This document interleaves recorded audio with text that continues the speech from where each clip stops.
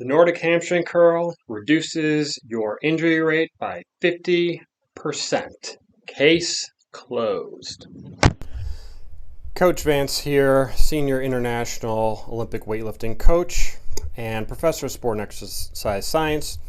The Nordic hamstring curl is a very popular exercise to try to prevent injuries. It is an eccentric overload exercise. You can pretty much do it anywhere. And there is one meta-analysis that is commonly quoted that it will reduce your injuries by 50%. So today we're going to look at if it does prevent injuries, why it might, and we're also going to look at whether or not that data kind of holds up and whether or not there are equal or better exercises to prevent injuries itself.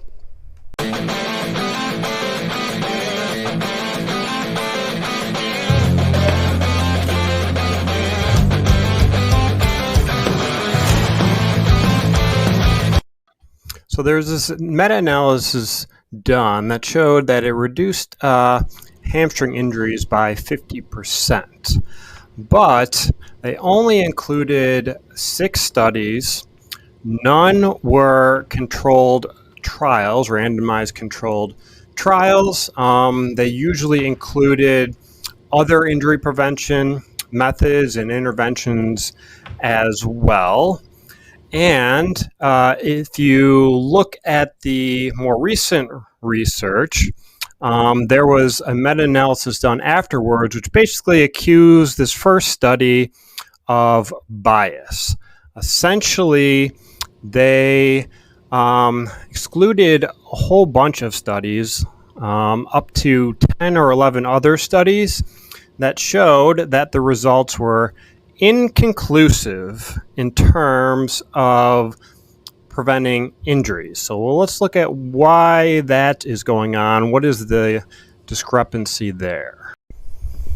So if you look at actually hamstring injury rates over the last 20 years in our sports that use high-speed running like American football, soccer, track and field, the injury rates have actually only increased despite all these kind of intervention methods, which kind of muddies the waters. But the main reason is because you can employ all of these different injury prevention methods, but you as a coach have to look at yourself, look at your training, and you say, I am the cause of injury. You have to kind of take control over that because loading is actually the main cause of injury. You could do all this injury prevention stuff. It's like mopping the ocean at that point. If the loading is too high, you're going to have injury rates. And if the sport demands a high loading, like the NFL and whatnot, it's very difficult to prevent these injuries in any shape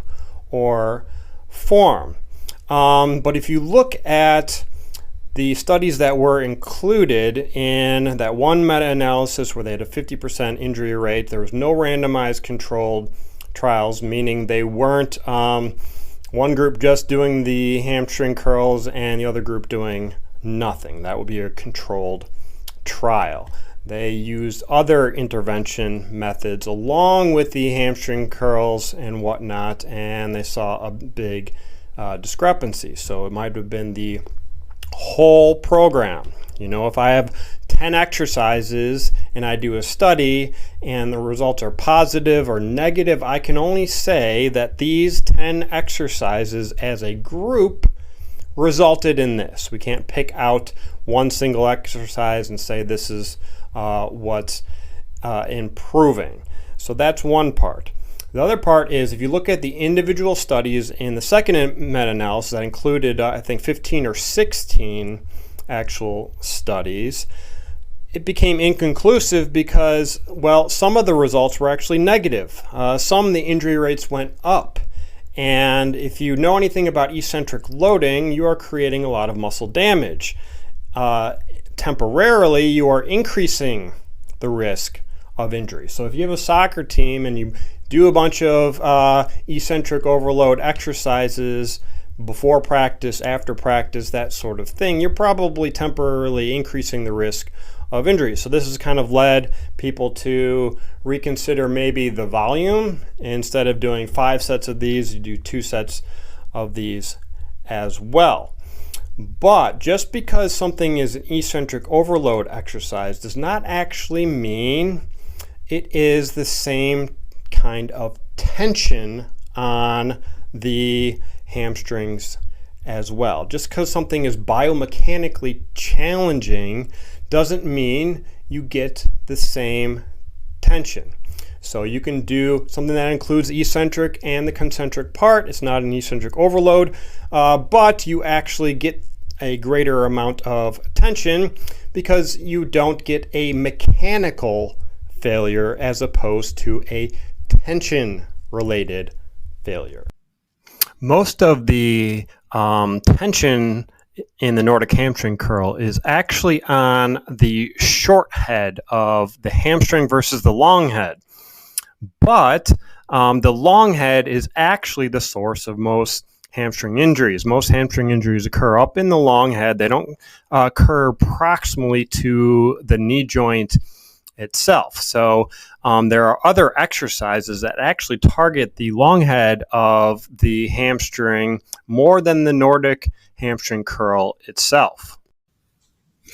So the way they actually look at adaptations to eccentric training is they usually look at the fascicle length of the surrounding muscle. So fascicle length is kind of a proxy for an increased number in sarcomeres, or the resting length of sarcomeres, or the strength of increased sarcomeres. We call that sarcomerogenesis, and it is your tensile strength. Essentially, you get a thicker, longer tube in the muscle that allows it to be stretched and stronger without breaking, and will also produce more force, and actually the speed at which the muscle contracts will increase as well. So in this study, they actually looked at torque, peak torque in the muscles between different hamstring exercises. So here you have the one-legged RDL.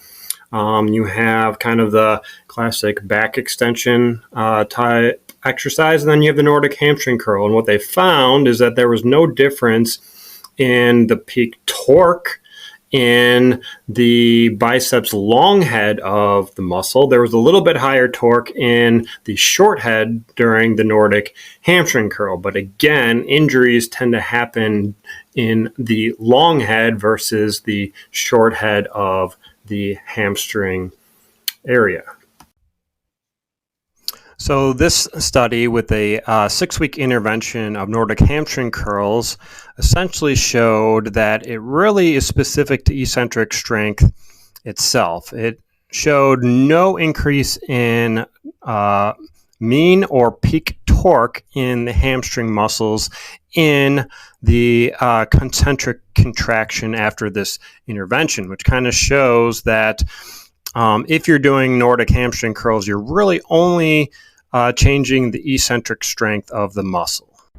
So if you're going to do hamstring work with knee flexion, if you have access to it, a seated hamstring curl is a very good exercise because it actually puts the muscle in a lengthened position near the end as opposed to kind of the laying hamstring curl. So we show that it has greater benefits to muscle hypertrophy, and not only is it going to improve your eccentric strength, but it is also going to improve your concentric strength as well, which the Nordic hamstring curl does not do. And of course, the glute ham raise combines extension and flexion, so that makes it a good exercise as well.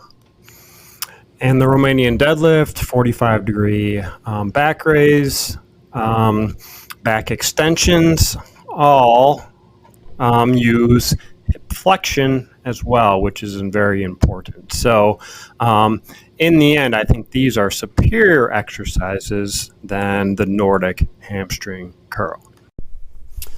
So any strength training exercise we know can have the potential to reduce injury rates. That is pretty much the only thing we have other than technique proprioception that has shown to reduce injury, not stretching, not really soft tissue work or massage. Those might have some benefits, but they don't seem to, at least in literature, show that you're going to prevent injury.